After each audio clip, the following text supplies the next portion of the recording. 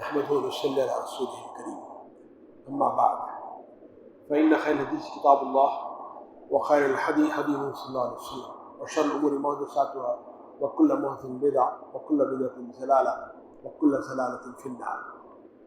أعوذ بالله من الشيطان الرجيم. بسم الله الرحمن الرحيم. وكذلك ما أرسلنا من قبلك في قرية من نذير إلا قال مترفوها إنا وجدنا آباءنا على أمة وإنا على آثارهم مقتدون. صدق الله العظيم. رب اشرح لي صدري ويسر لي أمري واحلل عقدة من لساني يفقهوا قولي. محترم سامعین اکرام، میں نے آپ کے سامنے سورہ زخرف کی آیت نمبر 23 کی میں نے تلاوت کی ہے. باری تعالیٰ اس آیت میں ارشاد فرماتے ہیں، اس طرح تم سے پہلے جس بستی میں بھی ہم نے کوئی نذیر بھیجا، اس کے کھاتے پیتے لوگوں نے یہی کہا کہ ہم اپنے باپ دادا کو ایک طریقے پر پایا ہے، ہم انہی کے نقش قدم کی پیروی کر رہے ہیں. حضرات محترم، انشاءاللہ عزیز، آج کے اس خطبہ جمعہ میں آپ کے سامنے عقل کا استعمال قرآن مجید کے حوالے سے کچھ باتیں میں رکھنے کی کوشش کروں گا. اس ترجمے میں نے آپ کے سامنے عقل کی اہمیت قرآن مجید کے حوالے سے کچھ باتیں میں نے آپ کے سامنے رکھی تھی. قرآن مجید بتاتا یہ ہے کہ دنیا میں ہر دور میں اکثریت کثیر تعداد میں ان لوگوں کی رہی ہے جو اپنی عقل کو استعمال نہیں کرتے ہیں. عقل کے بجائے وہ اتباع ظن، گمان کے پیچھے چلنا، گمان پرستی، ہوا پرستی، نفسانی خواہشات، قوم پرستی، طاقت پرستی، اکثریت پرستی، سارے عنوانات ہیں، ہیڈنگز ہیں، میں صرف ہیڈنگز گنوا رہا ہوں. ان کے پیچھے اکثریت جو ہے وہ چلتی ہے. تقلید فی نفس ہی بری چیز نہیں ہے.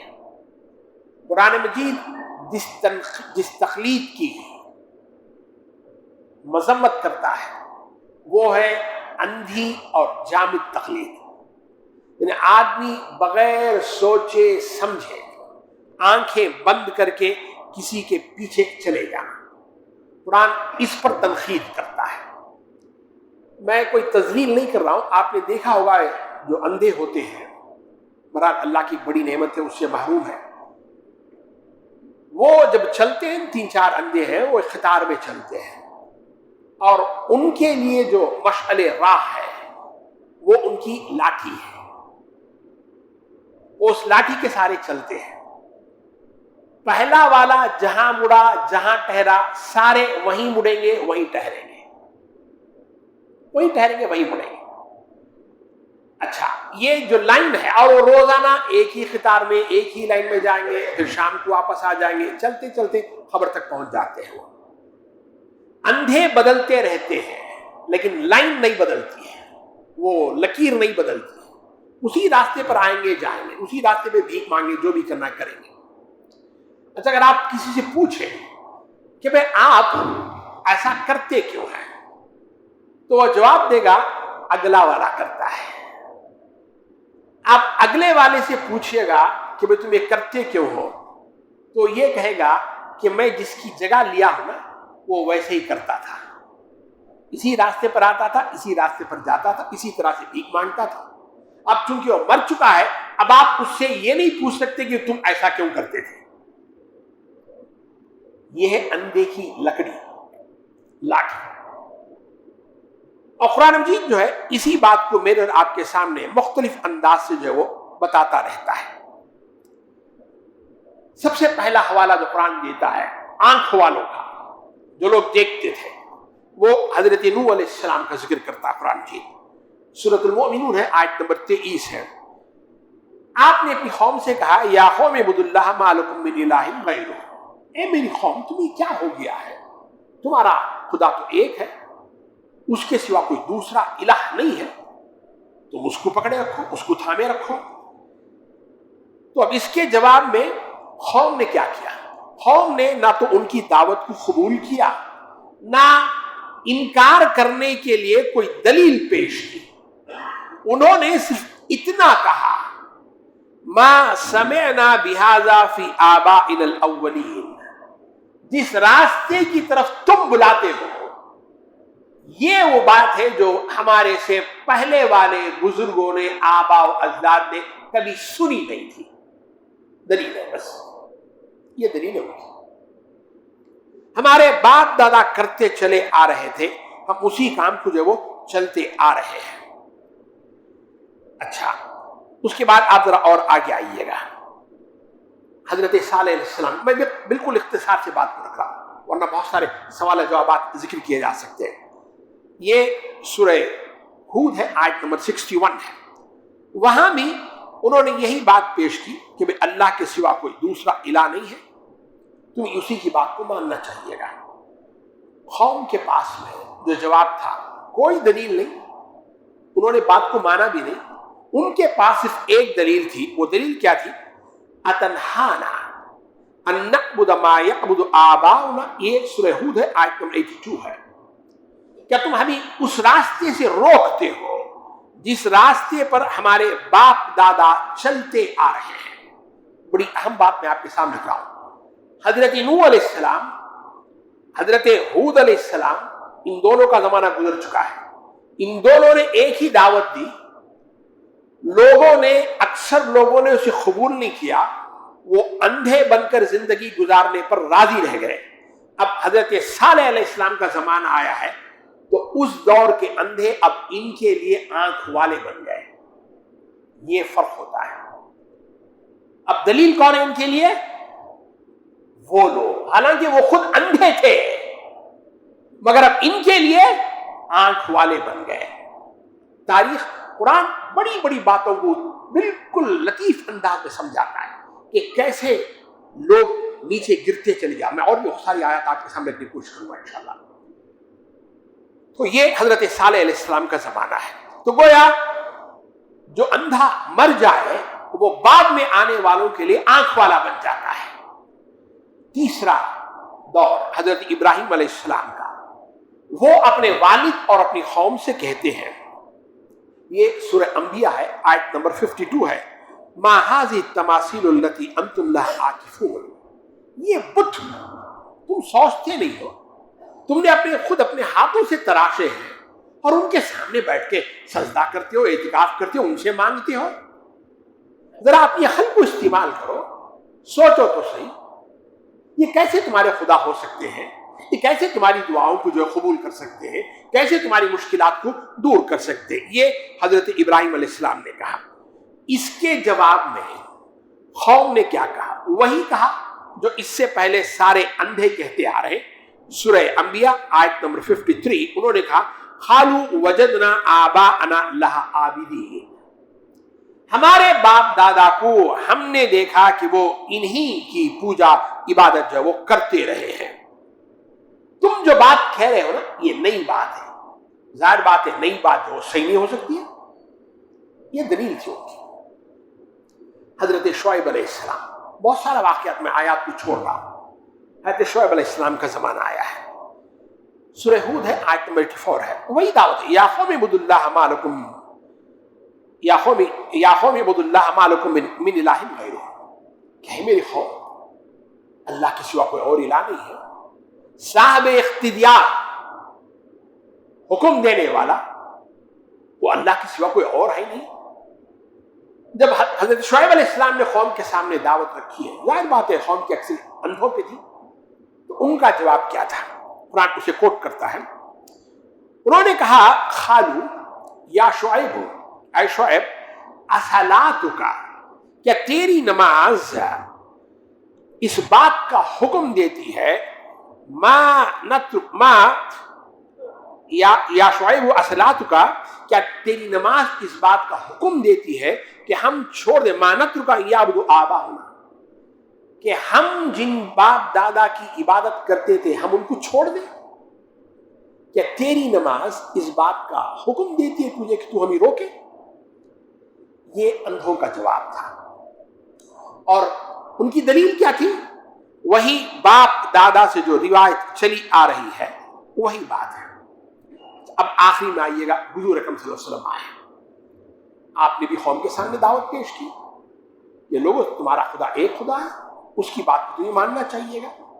مگر قوم کی اکثریت وہ اندھا بن کر رہنے پر راضی تھی،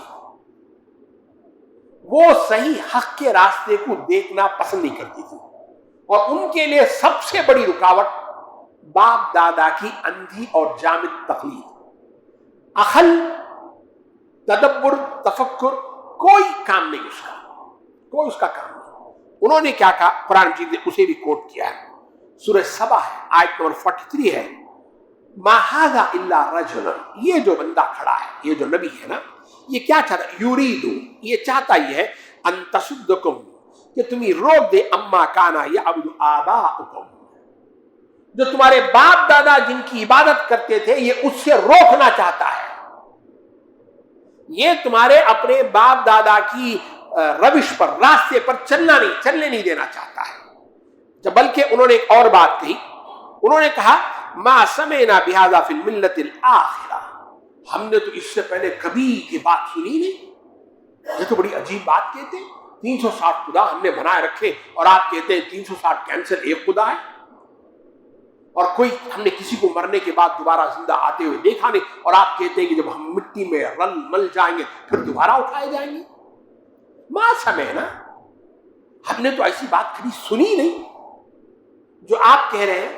گویا قوم جو ہے اس پر سننے کو، سوچنے کو، سمجھنے کو تیار نہیں ہے۔ میں نے جو آیت آپ کے سامنے رکھی ہے سورہ زخرف کی آیت نمبر 23، اس میں بھی یہی کہا۔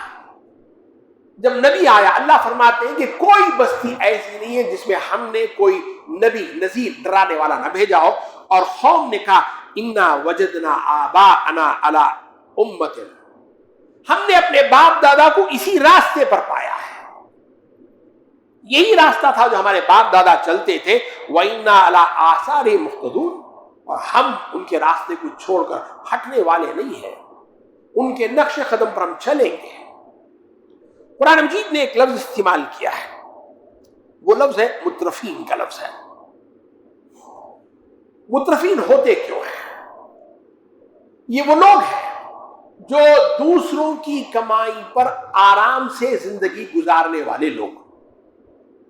قرآن مجید اس لفظ کو لا کر ہمارے سامنے دو باتیں رکھتا ہے۔ پہلی بات تو یہ ہے، بڑی اہم بات بھی اور شاید کڑوی بھی لگے، لیکن بہرحال حق ہے، میں کسی پر تنقید نہیں کر رہا ہوں، میں صرف بات کو سمجھانا چاہتا ہوں، اس لیے میں کہہ رہا ہوں، اندھی تقلید میں انسان کو ذہن پر زور دینے کی کوئی ضرورت نہیں ہوتی۔ اندھی تقلید میں انسان کو سوچنے کی، تدبر کرنے کی، تفکر کرنے کی کوئی ضرورت نہیں ہوتی ہے۔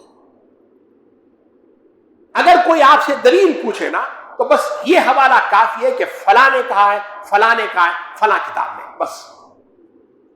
اور بڑی کڑوی بات، اسی لیے آج امت میں سب سے بڑا عالم وہ ہے جس کو سب سے زیادہ حوالے یاد ہو، اور حوالے یاد رکھنے کے لیے حافظے کی ضرورت ہوتی ہے، تفکر، انٹلیکٹ کی ضرورت نہیں ہوتی ہے۔ بڑی کڑوی بات میں کہہ گیا، گستاخی بات۔ ہماری امت میں، میں پھر دوہراؤں، ہماری امت میں کسی ایک خاص آدمی کی طرف اشارہ نہیں کر رہا ہوں، ہماری امت میں سب سے بڑا عالم وہ ہے جس کو سب سے زیادہ حوالے یاد ہو، فلاں صاحب میں، فلاں کتاب میں، فلاں صفحے میں، فلاں ادھر۔ اور ظاہر بات ہے اس کے لیے حافظے کی ضرورت ہوتی ہے، انٹلیکٹ کی نہیں، عقل، تدبر، تفکر کی ضرورت نہیں ہوتی ہے۔ دوسری بات، قرآن صرف ایک لفظ لے کر آیا، مترفین کا لفظ لے کر آیا ہے۔ دوسری بات جو اس لفظ سے سمجھ میں آتی ہو یہ ہے کہ آپ کو صرف یہ کہنا ہے کہ آپ جس راستے پر جا رہے ہیں، جس راستے پر چل رہے ہیں، وہ جنت میں جانے والا راستہ ہے، بس کافی ہے۔ پھر دیکھے گا آپ کی جے جے بلے بلے کیسے ہوتی ہے،